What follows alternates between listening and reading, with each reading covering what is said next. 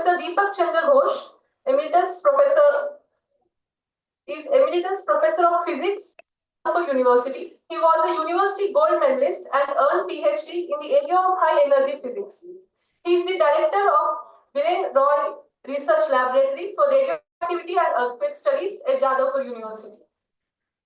He has 43 years of teaching experience and 48 years of experience as a researcher. He has supervised 75 PhD scholars till date. He has more than 400 publications in Journal of International Repute to his credit. He has also participated in international collaborative research programs with Fermilab of USA, which were funded by National Science Foundation, USA. He also has the rare honor of having worked with CERN in Geneva, Switzerland. From 2004, he started to work in the area of physics and music and established this C.V. Raman Center for Physics and Music, Jadavpur University. He worked as the coordinator of the center till his retirement in 2010. To his credit, he has published more than 100 papers on music information retrieval and clinical psychology. His area of interest for the last couple of years is to study the effect of music on the human brain from the neurophysics perspective and studying consciousness from neuroscientific perspective. He is the recipient of many awards, including Sir C.V. Raman Award by UGC Government of India for his in-depth research work in various disciplines. So without any further delay, I request Professor Dipak Chandra Ghosh to deliver a lecture on comparative study of brain waves for different states of consciousness and EEG-based approach. Before showing the presentation, let me say a few words. First of all, I am thankful to the organizer for giving me a scope to talk on a topic of current interest worldwide. Frankly speaking, and surprisingly speaking, we have done very little science on consciousness. The subject is extremely vast, extremely debatable, extremely multidimensional, so it is very difficult to focus on one subject. I have taken one plan, that is, since I have been associated for the last 10 years with study of EEG in connection of music input, I have learned a lot of technical details and information about the brain. At the same time, I worked on high energy experimental physics for the last 6 years. All this experience have made me to learn about something which we call consciousness. I may request you to think what I'm saying now, this sentence. Whether I know next sentence what will be my contention, we do not know. So what is consciousness, we do not know. We will try to say something about periphery of consciousness. My specific topic is to show one very simple experiment of EEG in such a way that we have some idea about consciousness depending on the brain. And there are two sections of my talk. In the first section, I will describe a general background of the consciousness problem, some narratives on this problem, some experiments on this problem, as well as the experiment which I will propose to do for others also, the main intention of this project. In the second part, I will request my student to take the dais to describe in detail the technical aspects of the experiment. So let us start my PowerPoint. The two greatest mysteries in all of science, the two greatest mysteries are, one, what happened before creation? Why did we have a Big Bang? What banged? Are there other universes, a multiverse, before the Big Bang? That's outer space. Then the second mystery is inner space. Yes. What goes on behind your eyeballs? We have 100 billion neurons in your brain, as many as stars in the Milky Way galaxy. Each neuron is connected to 10,000 other neurons. And so what is the brain? I think this was not clear to you. This was a lecture of Professor Michio Kaku, who was a co-founder of string theory, as well as very popular, celebrated popular science speaker. His intention was to say that nowadays, in all science, the greatest mystery, one is what was the situation before the creation of the universe, means before the Big Bang. And another, how our brain functions. When you look at something, millions and millions of neurons, the number is equivalent to number of stars in Milky Way, and each neuron is connected to 10,000 more neurons. So what is the really situation of the brain? These are the two great mysteries. But I differ, because these two mysteries are there, no doubt. But how did we know that in one side there is galaxy, in another side there is proton, quark, neutron? We have analyzed, we have discovered, we have known with the help of our consciousness. So this is a mystery. What is brain and what is consciousness? Next slide. Now this is the famous dialogue between Einstein and the Tagore. Their stands were different. Einstein believed that every truth, every reality is objective, not subject dependent. And Tagore's view was every truth, every reality is subjective, that it depends on the man. Next. Now, we were encouraged with a current paper where it was published in very reputed journal that our brain functions quantum mechanically. This is our starting point. Next. At the same time, you are aware of artificial intelligence. We have seen, rather, we have not seen, but we know of 4 major revolutions. One was rather industrial revolution. Second was electricity revolution. Third was computer revolution, we have seen.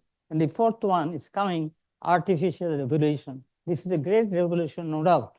People are thinking, what will happen? Number one, science is converging on an all-encompassing dogma, which says that organisms are algorithms and life is data processing. Second, intelligence is decoupling from consciousness. Third one, non-conscious but highly intelligent algorithms may soon know us better than we know ourselves. So at this juncture, we are having a seminar of science of consciousness. After 5 years, the topic the seminar will change. Next. Please see this video.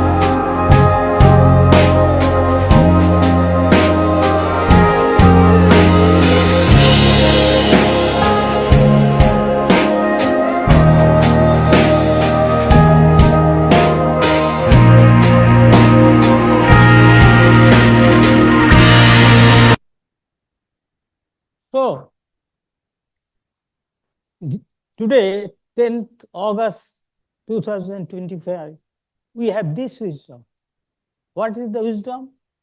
Not with naked eyes, but with microscope and telescopes and some other instruments, we've been able to know how small a particle can be, from a cell to molecules, to atoms, to protons, neutrons, then quarks, then gluons, and so on. We have invented this with our brain, our consciousness. On the other hand, with the telescope, simple telescope, complicated telescope, high power telescope, radio telescope, we've been able to know star, galaxy, Milky Way, and all these things. So this is our wisdom collected over several thousand years. But if you really think these achievements we have done in roughly 400 years, because the modern science came in with the work of Galileo. My point is this wisdom may not be 100% true, may not be a real situation, may not be true or reality, but it is available to us as well as it is working model. But this working model we have developed, man has developed with his brain and consciousness, knowing nothing about brain and consciousness. This is the peculiarity. So, in a sense, when we talk about consciousness, we talk about quantum mechanics, we talk about Leger's equation, we talk about Bell's theorem, we talk about so many things. But that are not topic of consciousness. Consciousness are relevant on those areas. In quantum mechanics, quantum measurement, Professor Dipak was there. He was talking perhaps on measurement problem and relevance of consciousness, of course. But what is consciousness is a different thing. And how one can approach to the consciousness is a different thing. Now, I'm really surprised to know some of the comments, some of the narrations of many scientists, including Dr. Holm. I have collected some of the comments.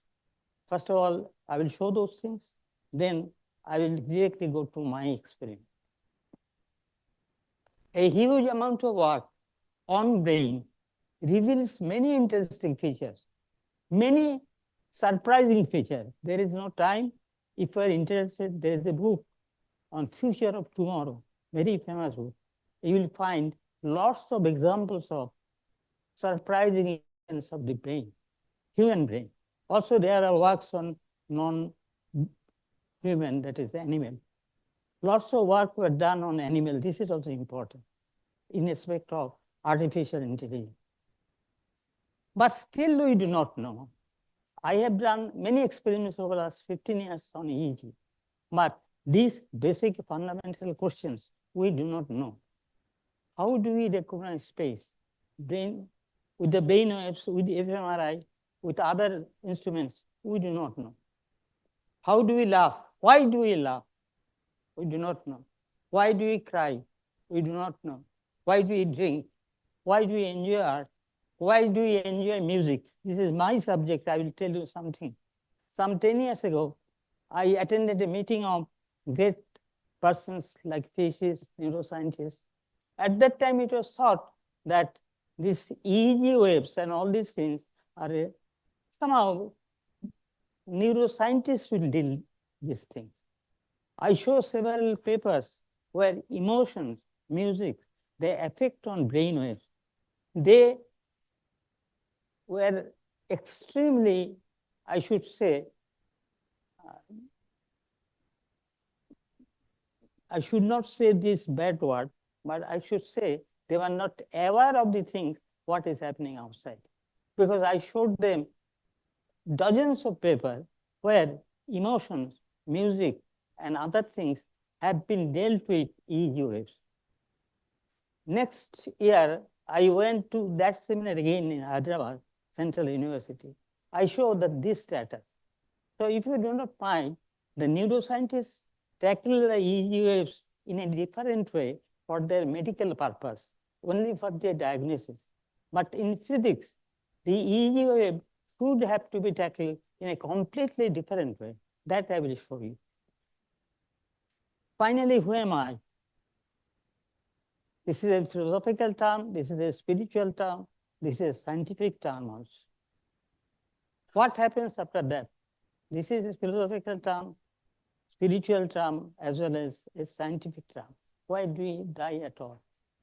Recently, we are trying to modify gene so that our lifetime enhance. Does my mind arise exclusively from neurons in my brain? We do not know. Next, and if so, what scope is there for free will? There enough of works have been done on free will, but no positive answers come out. Brain still struggles to understand itself. What does it mean? Brain consists of atoms, molecules, atoms, first of all neurons. Neurons are nothing but molecules, atoms, protons, quarks, gluons, etc. So, even a proton struggles to understand a proton. This is the situation. We have to go down to that level. Otherwise, we won't be able to do justice to the subject, science of consciousness. This is not science of consciousness. This is description of consciousness. Next. Today, there are a lot of works on mind-body interactions. I should not say that all narratives are correct, all narratives are true. But if we think in physics also, Professor Hom is there are many experiments which was done due to see whether a theory is correct or not. But it is our, I should say, loaded question to the nature to get the answer. When I theorize something and when we try to get support from the experiment, we devise an experiment, but that experiment is a loaded experiment. I have designed the experiment to get a result. In most of the cases, this was the statement of Einstein. In most of the cases, nature says maybe. In no case, nature says it is absolutely true. Nature says maybe, and other cases, this is not true. Einstein was, in a sense, pessimistic, and he expressed that all theories will ultimately die. Lifetime maybe 5 days, maybe 5 years, maybe 500 years. That is a different issue. But the point is, our science means I will have a model, I will have some equation, I will have some theory, and I will put to experiment. If experiment favors us, we see that this is scientifically correct. But can you tell me what will be the experiment by which I will say, yes, consciousness, this is a theory of consciousness, mathematical theory, physical theory, test to experiment, I get the result, and I say, yes, there is consciousness. I don't know. I think experts are not in a position. The field of psychoneuroimmunology. You see, the field of psychoneuroimmunology has witnessed an explosion of empirical finding during last 2 decades. We are not aware of this, might be, but this is reality. Research has documented the mechanism through which stressful emotion alter white blood cell function. Stress diminishes white blood cell response to viral infected cells onto cancer cells. When questions of medicine comes, questions of disease come, we never link to the consciousness. Our approach is, I will to find some experiment, and that's the experiment will cure the disease. Vaccination is less effective in those who are stressed, and wounds heal less readily in those who are stressed. While stress decreases the activity of some white blood cells, stress does not compromise the function of all types of white blood cells. These are all experimental findings. Next slide. Indeed, some types of autoimmune disease, most of our disease, starting from common cold, rheumatic arthritis, asthma, all are autoimmune disease. There is no cure, there is no medicine. Indeed, some types of autoimmune disease which involve particular subsets of white blood cells are exacerbated by stress. Stress is a charm of the mind, not of the body. The literature documents the efficacy of talk therapy interventions in altering immune system parameters and enhancing the body's ability to combat disease. Talk therapy means simply to say something, how it works in the brain, how it is involved with consciousness. The literature also documents the impact of chronic stress of poverty on immune system function.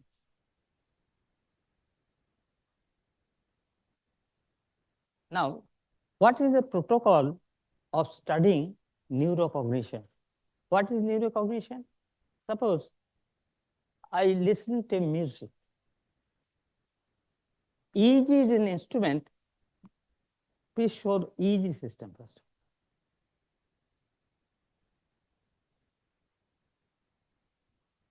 Right. Surprisingly, in last 30 years, some instruments have come up which is really doing magic to imaging of the brain. The first one is electroencephalography, that is EEG. You know the terms. Often doctors prescribe to do EEG for dementia, Alzheimer, or epilepsy. But just now I told you, the way they analyze is completely unscientific. Anyway, I will describe it in detail. Next one is, please.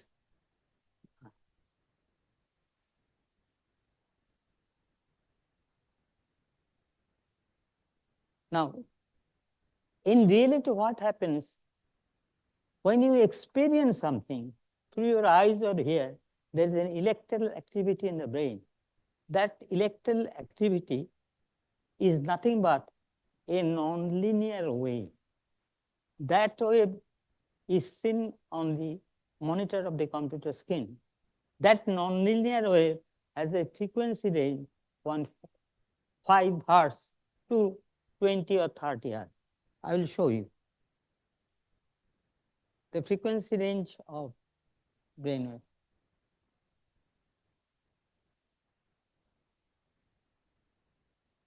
I am skipping some of the slides because time is very limited. You see one thing, it starts from delta. Delta means the frequency is from 0.5 to 4 hertz.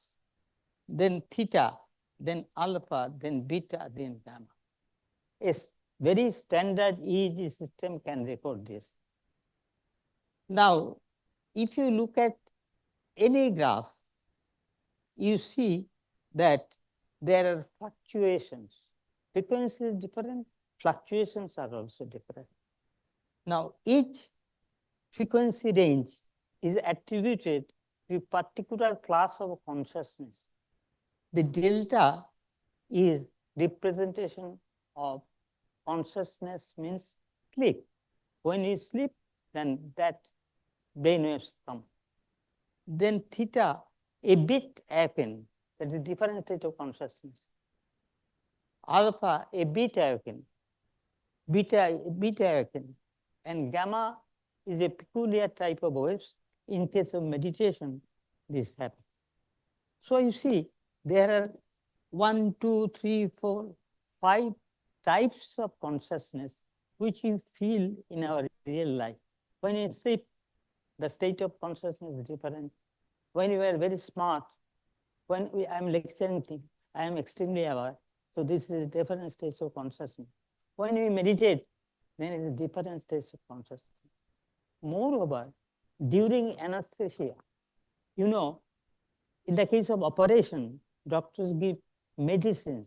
The most common medicine is propofol, a chemical which intentionally make you less conscious, less conscious, less conscious. And in some cases, since dose is not appropriate, the patient dies. This is true. The patient dies during anesthesia due to this reason, because the propofol, the medicine, it is to be given in very, very calculated dose. There are protocols, but if casually you do not follow the protocol, the patient dies. That means you are making the patient in different subconscious state and ultimately death. This is called a near-death experiment. Many laboratories in the world, there is this experiment, near-death experience, NDA. What I mean, in frequency range corresponding to a state of awareness. So, if I can quantify this delta wave, alpha wave, beta wave, gamma wave, how to quantify? Because these are non-linear stationary waves. So there is a different system to quantification. In that regime, I have to take help of chaos. After quantum mechanics, chaos is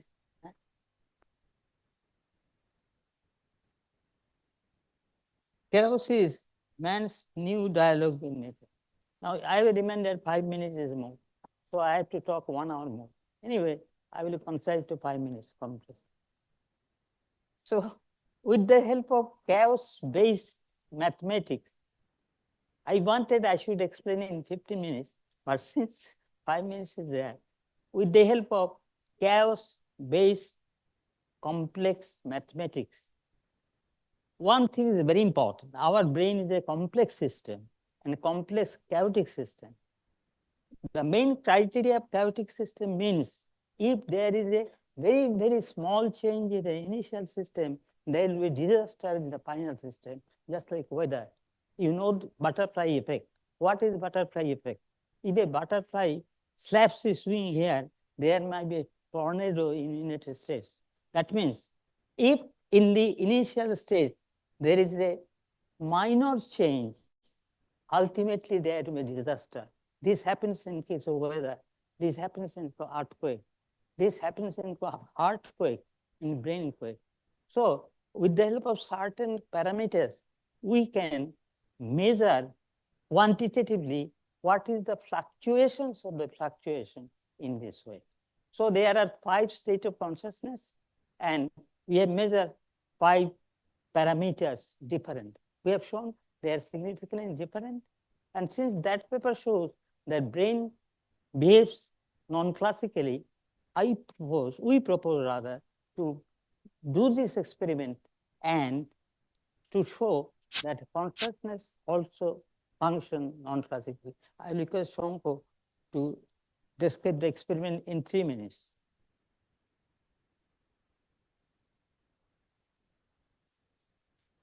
I have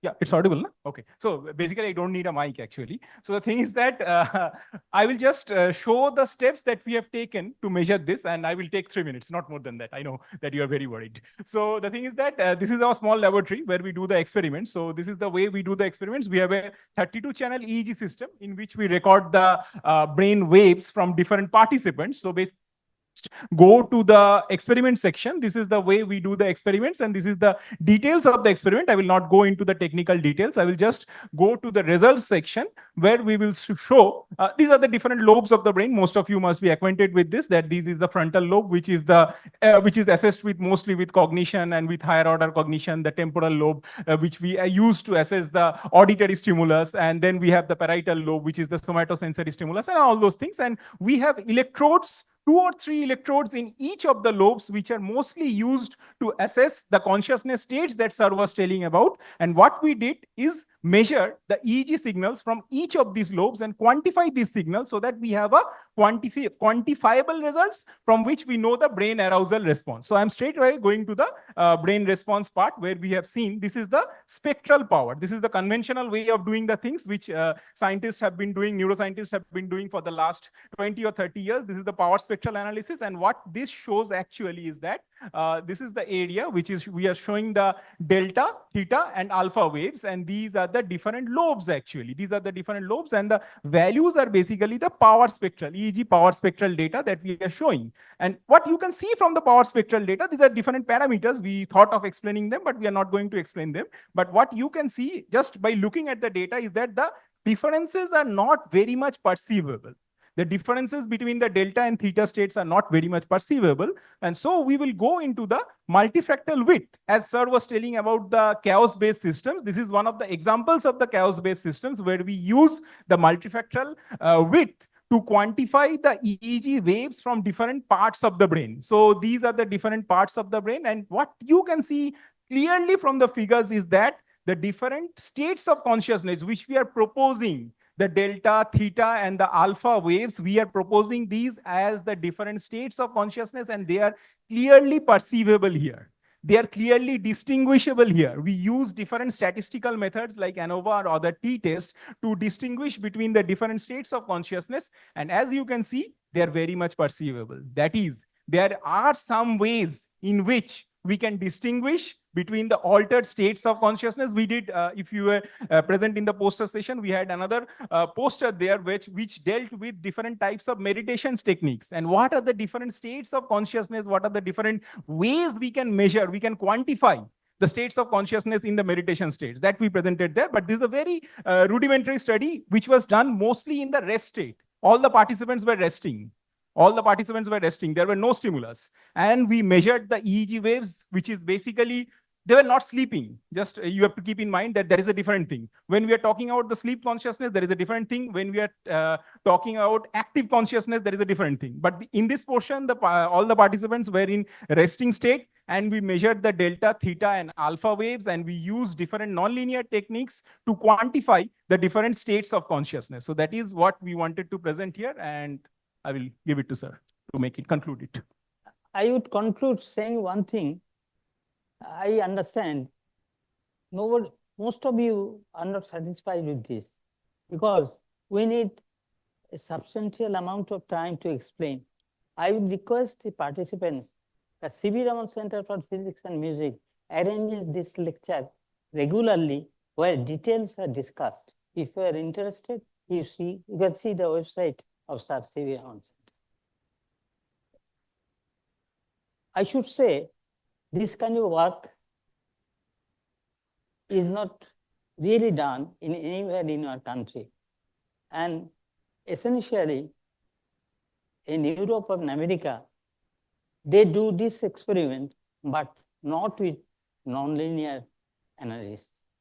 Anyway, thank you very much. If you have any question, I'll be happy to answer. Dipankar, any question? Yes.